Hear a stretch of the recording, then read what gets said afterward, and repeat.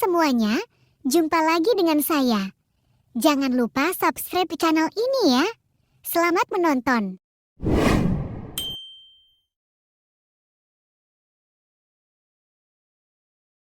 Kisah Nabi Sulaiman alaihi salam.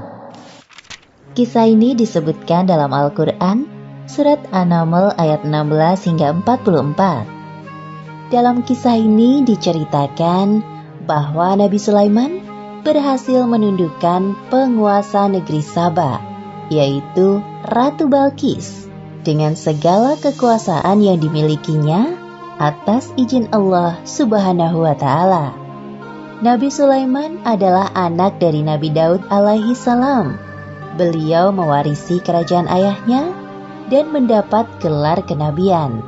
Allah Subhanahu wa Ta'ala juga memberikan beberapa mukjizat kepada Nabi Sulaiman.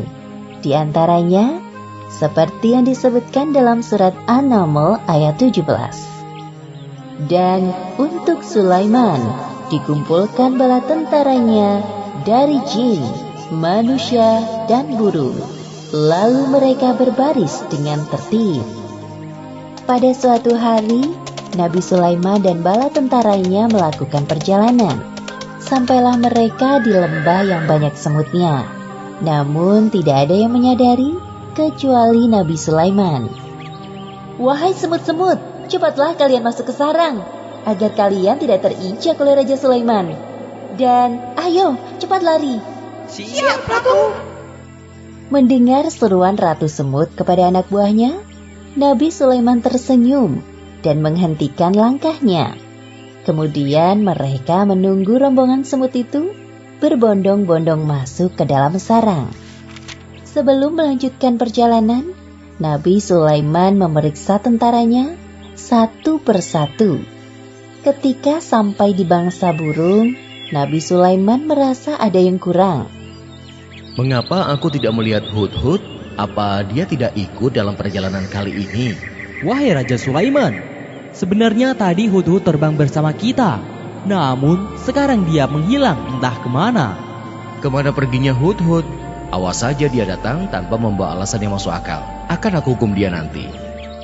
Untungnya, tak lama kemudian, burung Hudhud datang. "Dari mana saja kau, Hudhud?" "Maafkan hamba karena pergi tanpa izin, wahai Raja Sulaiman. Namun, sebelum menghukumku, sudikah engkau mendengar kabar dariku terlebih dahulu? Mungkin engkau belum pernah mengetahui tentang ini." "Perihal apa itu, wahai Hudhud?" "Jadi, sebenarnya di tengah perjalanan tadi, hamba tertinggal dari rombongan. Terbang berputar-putar sampai akhirnya terdampar di suatu negeri bernama Saba. Negeri itu dipimpin oleh seorang perempuan. Namun sayangnya, hamba melihat ratu dan kaumnya sedang menyembah matahari, bukan Allah Subhanahu wa Ta'ala." "Apakah perkataanmu ini dapat aku percaya? Kau tidak sedang mencari-cari alasan agar lolos dari hukumanku, bukan?" "Wahai Raja Sulaiman, mana berani hamba berbohong kepadamu." Nabi Sulaiman mulai berpikir tentang kebenaran kabar yang dibawa oleh burung Hudhud. Kemudian beliau menulis sebuah surat. "Kalau begitu, aku ingin kau melakukan satu hal. Pergilah ke negeri Saba dan bawalah surat ini. Jatuhkan tepat di depan ratu kerajaan Saba, lalu bersembunyilah untuk mengintai keadaan. Aku tunggu laporan darimu di istana." "Siap, laksanakan perintah." Terbanglah burung Hudhud ke negeri Saba dengan membawa surat Nabi Sulaiman. Sesampainya di kerajaan Saba, burung Hudhud terbang ke dalam istana dan menjatuhkan surat di depan singgasana Ratu Balqis. "Hah? Sebuah surat? Dari siapa ini?" Sebelum pergi, burung Hudhud memberi hormat kepada Ratu. Ratu Balqis tercengang melihat seekor burung yang sopan seperti Hudhud. Sepertinya surat yang dibawa burung itu dari orang yang hebat. Apa ya isinya? Ratu Balqis penasaran dan langsung membaca isinya.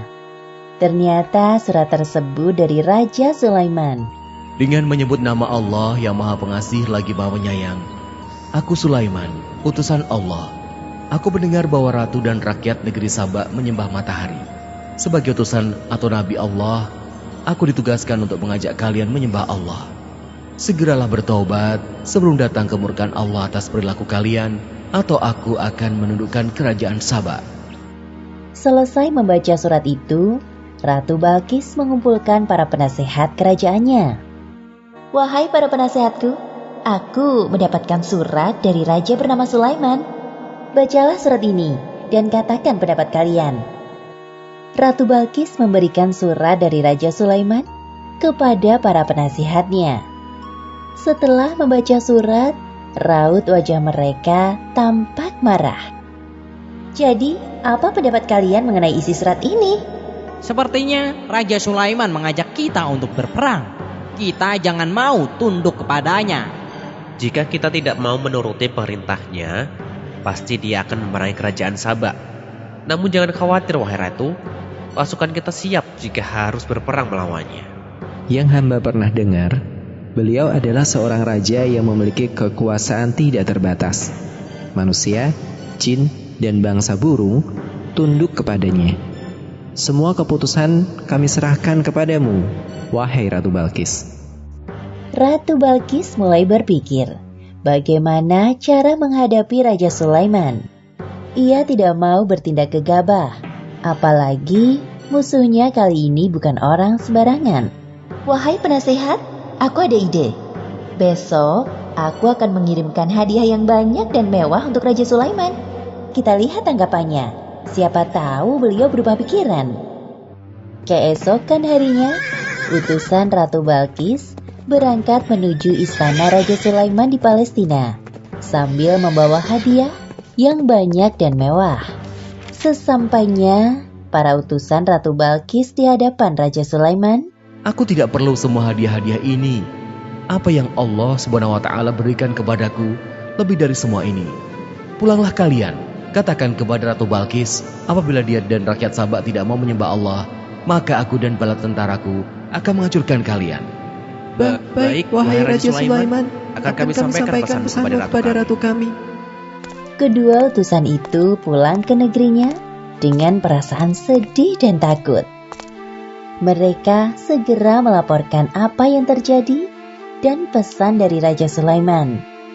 Kemudian, Ratu Balkis mencari cara lain untuk menghadapi Raja Sulaiman.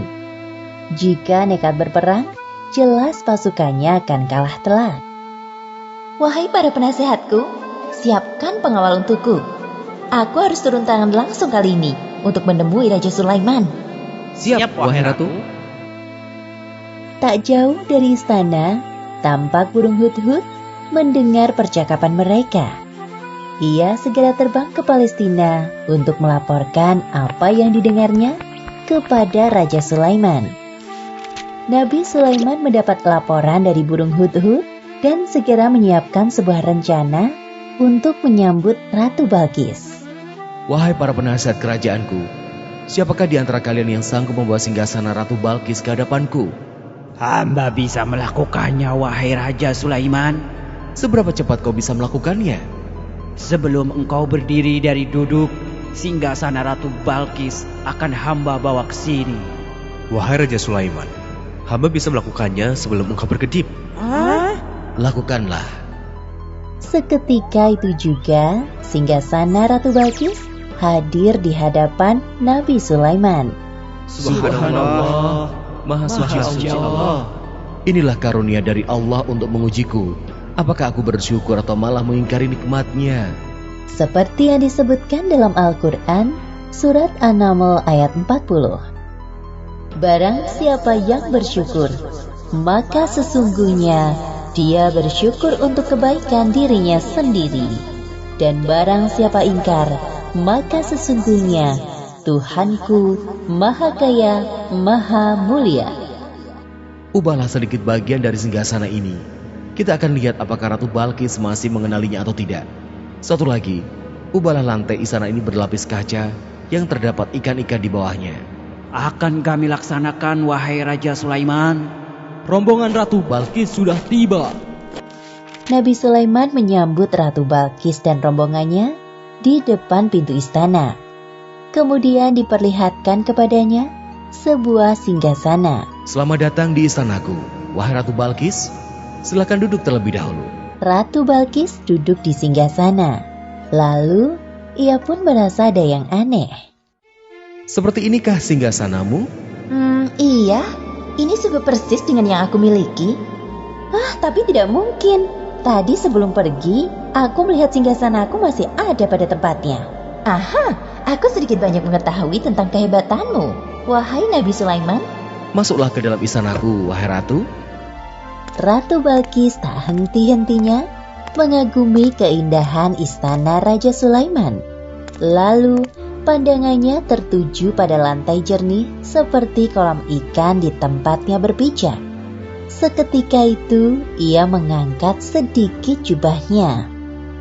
Wahai Ratu, tidak usah khawatir jubahmu akan basah. Itu hanya lantai yang terbuat dari batu berlapiskan kaca. Benar juga. Wah, semuanya ini sungguh indah sekali.